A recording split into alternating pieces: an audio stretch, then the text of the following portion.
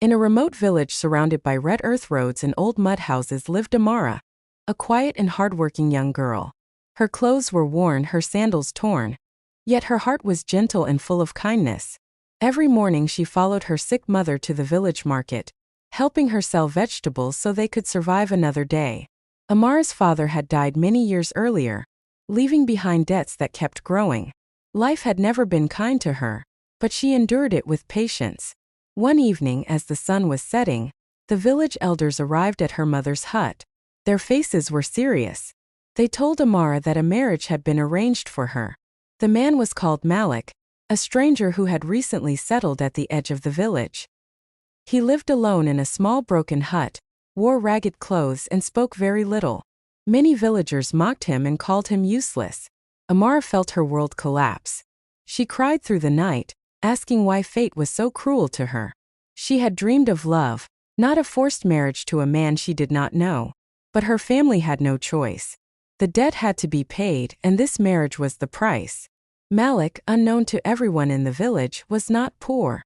He was a billionaire, the owner of vast businesses in the cities, hotels, construction companies, and shipping lines.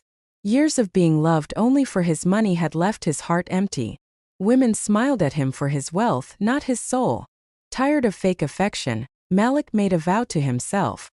He would disguise as a poor man and live among ordinary people until he found someone who loved him for who he truly was. For 2 years he moved from village to village, watching, waiting.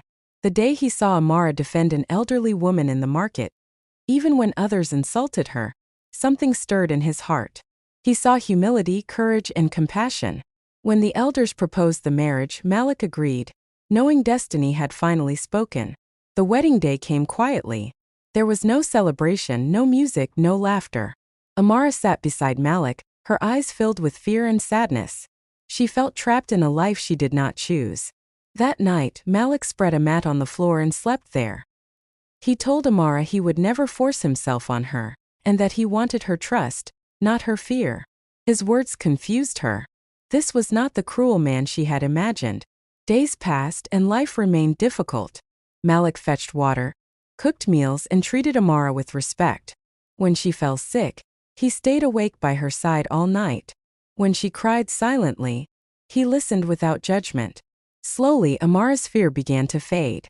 She saw kindness where she had expected cruelty. She saw patience where she had expected anger. They struggled together. Some days there was barely enough food. They wore the same clothes again and again. The villagers mocked them openly, calling them a perfect match of poverty. Yet Malik never complained. Amara, once ashamed, began to defend him. She said a man's worth was not measured by his wealth but by his heart. Love grew quietly between them, not through gifts or comfort, but through shared hardship. One evening, Amara apologized for judging him because he was poor. Malik smiled, knowing his test had been answered. One afternoon, black luxury vehicles entered the village, raising dust and fear. Men in fine suits stepped out and bowed before Malik. They addressed him with respect, calling him sir and asking him to return to the city. The village fell silent. Amara's hands trembled as the truth unfolded. Malik revealed his identity as a powerful billionaire. The same people who had mocked him fell to their knees in shame. Amara felt betrayed. Her heart shattered. She ran toward the river, crying, believing the man she loved had been a lie. Malik followed her and knelt before her. He explained that he hid his wealth to protect his heart and find real love. He told her that loving her had healed wounds money never could. Amara listened through tears. She told him that if she had known he was rich, fear and doubt would have stood between them.